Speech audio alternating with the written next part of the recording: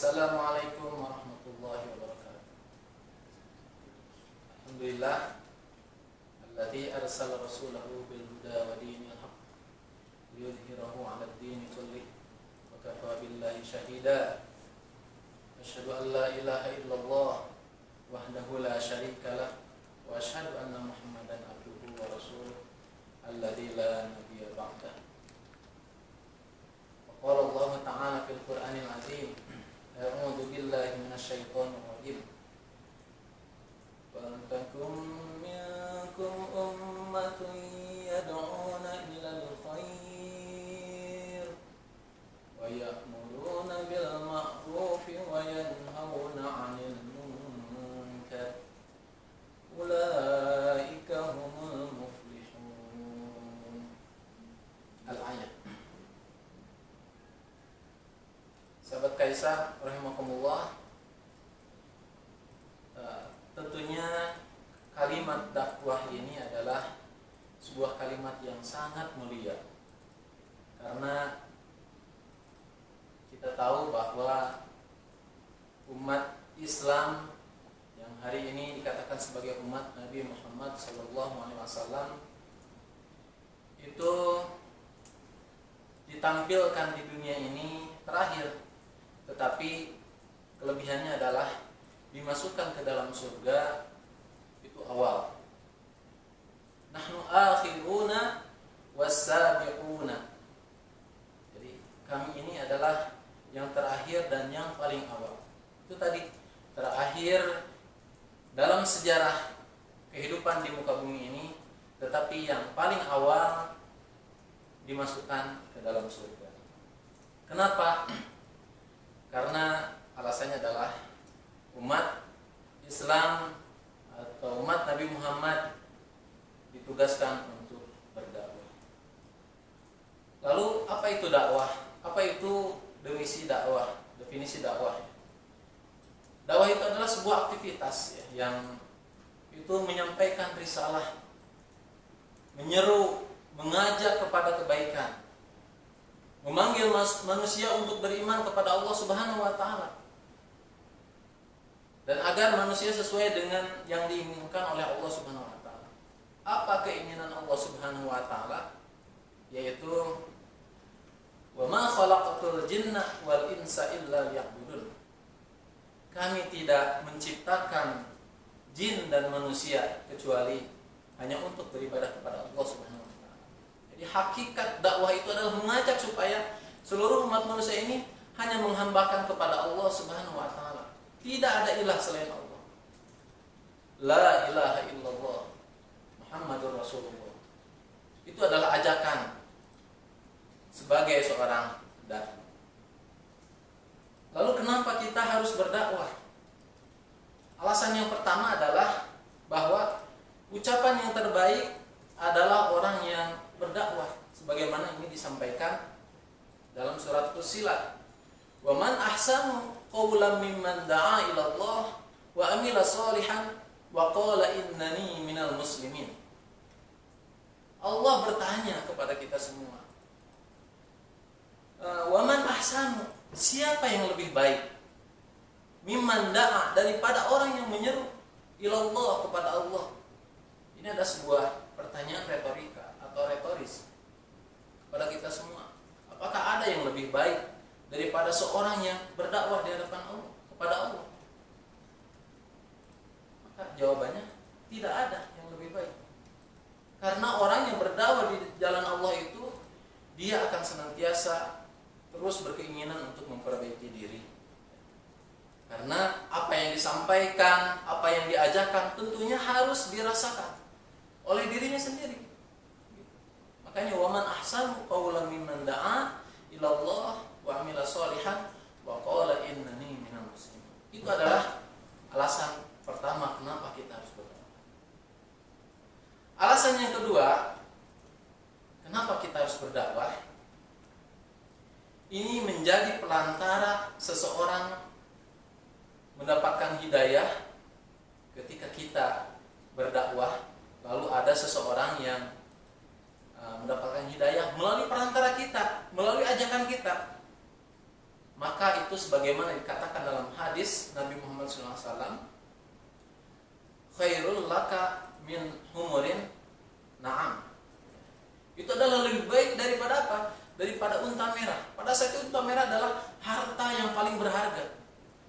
Jadi ketika kita mengajak seseorang atau siapapun manusia di muka bumi ini, lalu mereka mendapatkan hidayah, lalu mereka mengikutinya, maka itu adalah kebaikan bagi kita. Dan itu lebih baik daripada harta yang kita miliki. Harta berharga sekali. Itu alasan yang kedua. Alasan yang ketiga adalah agar kita tidak termasuk orang yang merugi. Pemirsa masih ingat surat Al-Asr? A'udzu billahi minasy syaithanir rajim. Bismillahirrahmanirrahim. Wal 'asr. Innal insana lafi khusr. Illa alladhina amanu wa 'amilus solihati wa tawasaw bil haqqi wa tawasaw bis sabr. Wal 'asr, demi masa. Innal insana, sesungguhnya kita ini sebagai manusia, lafi khusrin, ada dalam kerugian. Jadi kita ini rugi. Hanya saja berikutnya, ayat berikutnya, illal ladzina amanu, kecuali yang tidak akan merugi itu adalah orang yang senantiasa memperbaharui keimanannya. Wa amilus solihat, dan mengerjakan amal soleh. Wa tawasaw bil haqqi wa tawasaw bis sabr, saling mengingatkan dalam kebaikan dan saling mengingatkan dalam keburukan. Itu intinya adalah dakwah, mengajak pada kebaikan, mengajak, mengingatkan untuk senantiasa bersabar. Itu adalah dakwah. Maka itu adalah keuntungan bagi siapapun yang berdakwah, dia tidak akan merugi.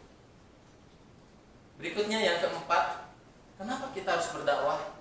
Agar kita tidak meninggalkan generasi yang lemah, sebagaimana tercantum dalam surat An-Nisa. Wal yakhshal ladzi law taraku qawmihim dzurriyyatan di'afa. Kita ini harus takut pada Allah Subhanahu wa taala. Ketika apa? Ketika kita meninggalkan generasi yang lemah. Ikhwati fillah Allah, ke depan sudah pasti berbeda dengan kondisi hari ini. Kita harus mempersiapkan anak kita, cucu kita akan seperti apa? Mereka harus dikuatkan dengan akidah. Mereka harus dikuatkan dengan akhlak. Karena kehidupan di masa yang akan datang itu akan semakin global. Permasalahannya akan semakin, bisa jadi akan semakin besar. Maka mereka wajib disiapkan oleh kita dengan apa? Dengan nilai-nilai keimanan. Itu adalah dakwah. Dakwah untuk kita, dakwah untuk keluarga kita. Karena intinya itu.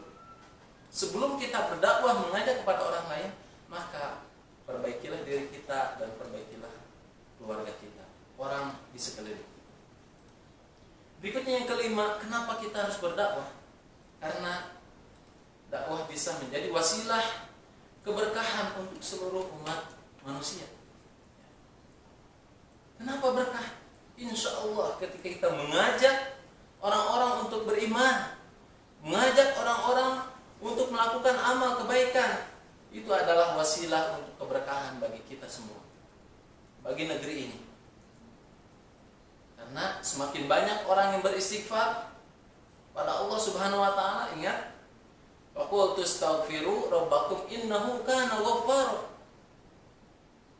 Katakanlah istighfar, meminta ampun kepada Allah, kepada Rabb-Nya. Innahu kana ghaffara, karena sesungguhnya Rabb kita itu adalah Maha Pengampun. Yursilis samaa'a 'alaikum midrara. Dengan beristighfar itu apa? Melahirkan kemuliaan, melahirkan keberkahan-keberkahan. Dalam bentuk apa? Yursilis samaa'a 'alaikum midrara. Akan diturunkan hujan yang lebat. Wa yumdidkum bi amwali wa banin. Dan yang hari ini merasa miskin, insya Allah Allah akan lapangkan dengan harta.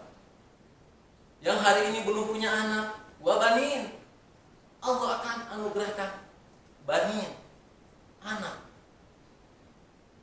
Wa yaj'al lakum jannati wa yaj'al lakum anhar. Allah berikan kesuburan, kebun-kebun, terus keindahan sungai-sungai dalam lingkungan kita. Itu adalah sebuah keberkahan bagi kita. Maka kelima tadi adalah inti atau kenapa kita harus berdakwah.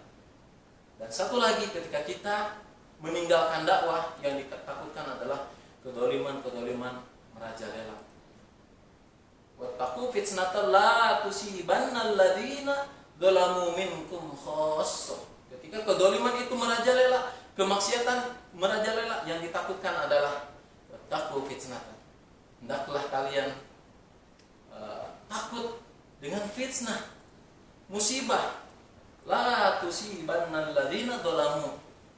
Yang musibah itu tidak hanya ditimpakan kepada orang dolim, tetapi bisa jadi ditimpakan kepada kita semua, bukan hanya kepada orang-orang yang dolim saja.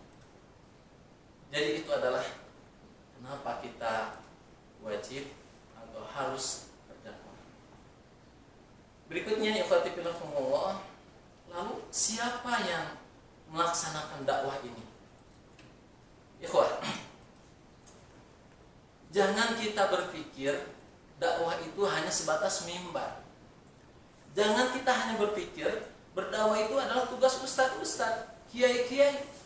Jangan berpikir seperti itu. Karena dakwah itu adalah tugas kita bersama. Sebagaimana tadi dikatakan, yang menyebabkan umatnya Nabi Muhammad masuk surga duluan karena ini, karena tugas dakwah. Wa takum minkum ummati yad'una ila khair. Hendaklah ada di antara kalian ummati yad'una ila khair, yang mengajak kepada apa?